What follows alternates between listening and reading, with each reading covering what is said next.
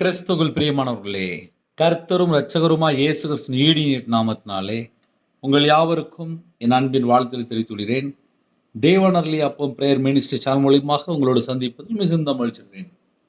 தினம்தோறும் புதிய நாளுக்காக பரிசுத்த வேதம் தந்த ஒரு வாக்குத்தத்தங்களை தேவனுடைய நாம மகிமைக்கென்று நாம் தியானித்து புதிய நாளுக்காக நாம் ஜெபிக்கிறோம். எபிரேயர் 6ஆம் அதிகாரம் 13 முதல் 15 ஆகிய வசனங்கள்.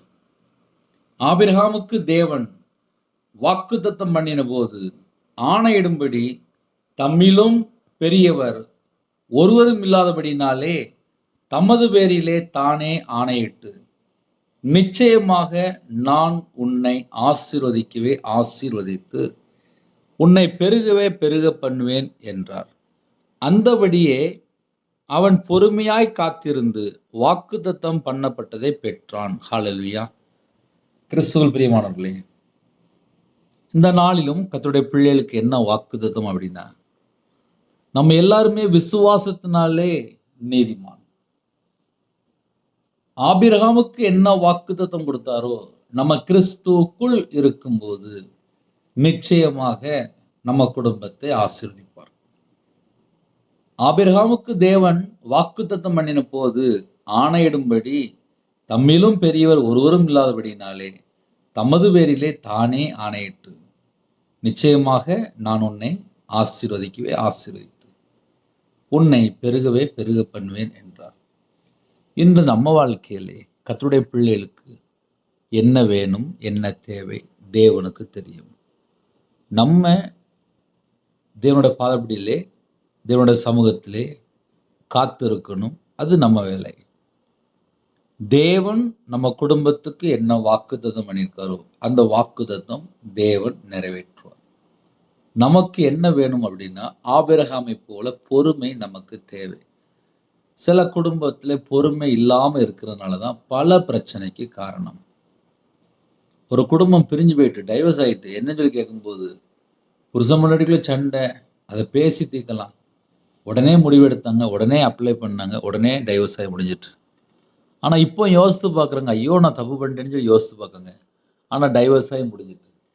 அப்படின்னா என்ன அர்த்தம் அப்படின்னா, தேவனுடைய பாதப்படியில் நம்ம காத்திருக்கிறோம், தேவனுடைய சமூகத்தில் நம்ம காத்திருக்கோம்.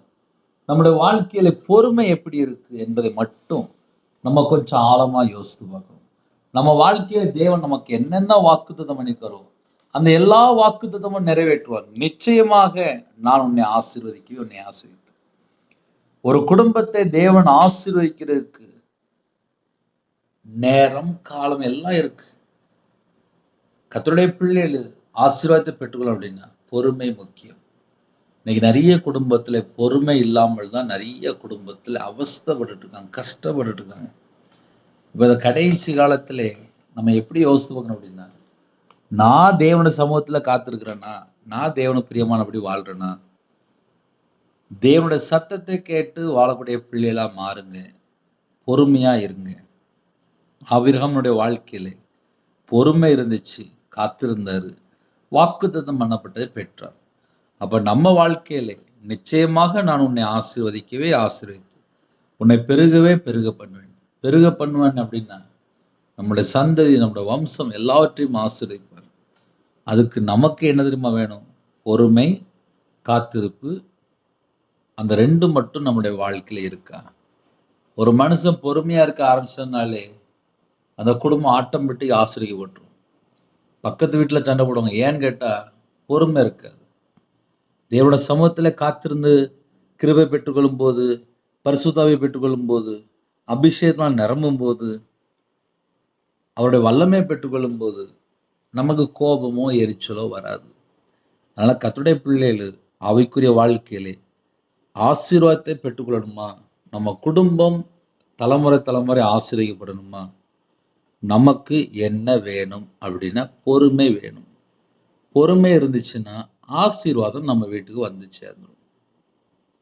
இன்னைக்கு நிறைய குடும்பத்தில் பொறுமை இல்லாமல் எத்தனையோ குடும்பம் மரண தருவாய்க்கு போயிட்டுங்கிறது. சில குடும்பத்தில் மரணத்துக்கே போயிடுறாங்க.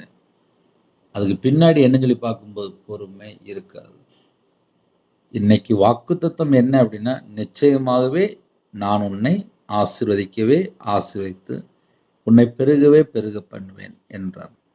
அந்த வாக்குத்தத்தம் நம்ம வாழ்க்கையிலே கிறிஸ்துவுக்குள் நம்ம பெற்றுக்கொள்ளணும் அப்படின்னா, நமக்கு அதுக்கு என்ன வேணும் அப்படின்னா, பொறுமை, காத்திருப்பு. வாக்குத்தத்தம் பண்ணப்பட்ட பெற்றான் அப்படின்னு சொல்லி போட்டிருக்கு. அப்ப நம்ம வாழ்க்கையில பெற்றுக்கொள்ள முடியும். அதுக்கு நமக்கு தேவை பொறுமை மட்டும். புதிய நாளுக்காக ஜெபிப்போமா? கண்களை மூடி நாம் ஜெபம் செய்வோம். அன்பின் கர்த்தாவே, உம்மை நன்றியோடு துதிக்கிறோம்ப்பா. உங்க கரத்துல எங்களை அர்ப்பணிக்கிறோம். 24 மணி நேரமும் கர்த்தருடைய கரத்திலே நாங்க அடங்கி இருக்கணும். உமக்கு பிரியமானபடி வாழணும்.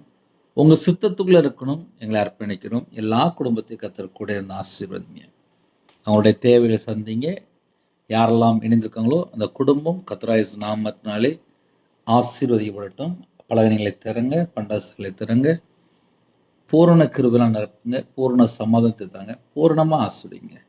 ஒவ்வொரு குடும்பமும் கர்த்தராகிய இயேசு நாமத்தினால ஆசீர்வதிக்கப்படட்டும். நிச்சயமாக நான் உன்னை ஆசீர்வதித்து உன்னை பெருகவே பெருக பண்ணுவேன் என்று ஆபிரகாமுக்கு கொடுத்த வாக்குத்தத்தம் எங்க வாழ்க்கையில நிறைவேற நாங்களும் ஆபிரகாமை போல பொறுமையா காத்திருக்க, உம்முடைய பாதபிலே காத்திருக்க எங்களுக்கு அந்த கிருபை மட்டும் தாங்கப்பா. யாரெல்லாம் இணைந்துக்காங்களோ எல்லா குடும்பத்தையும் கர்த்தர் கூட தான் சொல்லுங்க. உங்க நாம மையப்படுத்தும். இயேசு கிறிஸ்துவின் பிதாவே, ஆமென். தேவனுக்கே மையுண்டாவதாக. கர்த்தர் தாமே உங்களையும் உங்கள் குடும்பத்தின் சகல காரியத்திலும் சம்பூர்ணமாக திருப்தியாக கர்த்தர் கொடுத்து ஆசீர்வதிப்பாராக. ஆமென். கர்த்தராகிய இயேசு கிறிஸ்துவின் கிருபையும் பிதாவாகிய அன்பும் பரிசுத்தனுடைய ஐக்கியமும் இப்பொழுதும் எப்பொழுதும் சதா காலங்களிலும் நம் அனைவரோடு கொடுப்பதாக. ஆமென். கிறிஸ்துவில் பிரியமானவர்களே, எங்களுக்கு ஜெபித்துக் கொள்ளுங்கள். கர்த்தர் உங்களையும் உங்கள் குடும்பத்தையும் ஆசீர்வதிப்பாராக. ஆமென்.